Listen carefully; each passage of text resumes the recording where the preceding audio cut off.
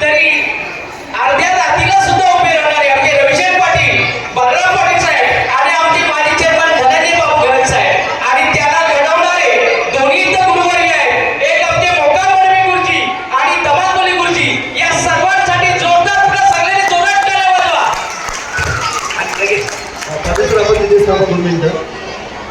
आताच उपस्थित झालेले आपले साई देवस्थानचे अध्यक्ष रविशंकर पाटील साहेब, मी यांना विनंती करतो की आपण इथे मंचावर यायचे आणि कायदेशीर आपण साहेबांचा इथे सन्मान करायचे.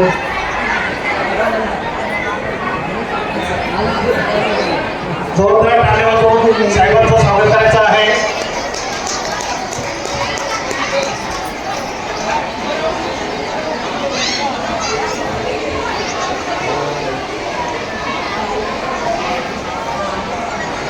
विद्यार्थी जोरदार टाळ्या वाजवून